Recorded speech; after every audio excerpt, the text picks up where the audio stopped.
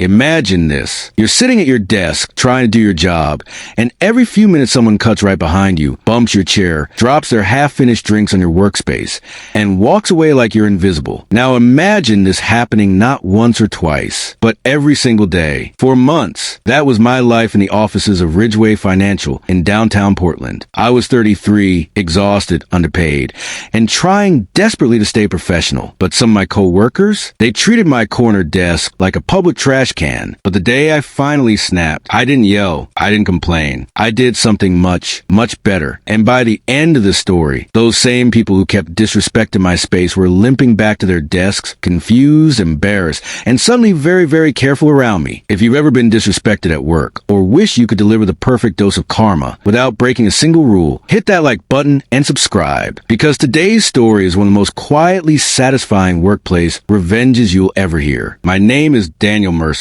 Back then, I worked as a junior claims analyst at Ridgeway Financial. The building was old, the hallways narrow, and the management loved squeezing people together like we were files instead of humans. My desk was in the worst possible place, right at the corner of the main walkway, near the door to the restroom. At first, it didn't seem too bad, but by the second week, I started noticing a pattern. Every time someone walked to the restroom, they'd set their drinks on my desk. Coffee cups, smoothies, energy drinks sweating through the paper sleeve, sometimes even half-eaten snacks. And they wouldn't ask. They wouldn't look at me. They'd just drop it there like my desk was a storage shelf. I tried to stay calm. Hey guys, could you please not put your drinks here? I need the space to work. Most people nodded. Most people ignored it. But the worst offenders were always the same group of three. Chad, who acted like the whole office belonged to him. Marissa, who was permanently glued to her phone. And Neil, who moved like a bull in a china shop. They also kept bumping into my chair. Constantly. I'd be typing, focused, and suddenly, bang,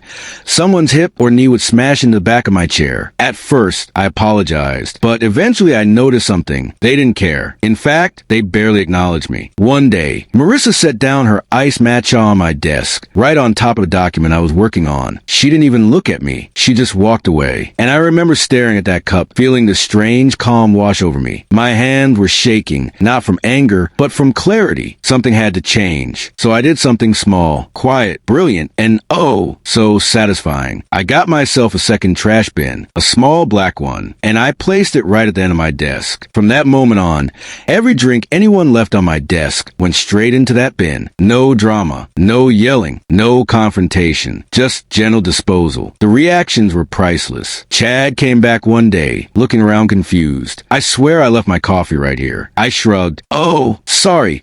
Someone keeps leaving trash on my desk. I need the space to work. Didn't know it was yours. His face twitched. For the first time ever, he had nothing to say. But the trash can justice wasn't the end. The bumping into my chair, that was actually worse. Some days, it happened 10 times. It felt intentional. Or at least, inconsiderate enough to feel like disrespect. So I used the environment to my advantage. Whenever someone walked behind me, I suddenly remembered I needed a file from the side drawer. To reach it, I had to roll my chair back sharply. Boom. Chair leg meets ankle. Every single time. Oh my gosh, are you okay? I'm so sorry. I should file an incident report just in case. Do you need help walking back to your desk? Their faces went from annoyance to embarrassment to dread. It didn't injure them seriously, but it definitely made them rethink plowing through my workspace like it was an airport runway. After a week of chair ankle collisions and disappearing drinks, something miraculous happened. People stopped cutting behind my desk. People stopped setting things on my desk. People started walking around like I actually existed. And the best part? Management never said a word, because technically, I didn't break a single rule. The peak moment was when Chad tried to prove a point. He made eye contact with me, rare for him, placed his fresh caramel latte right in the center of my workspace,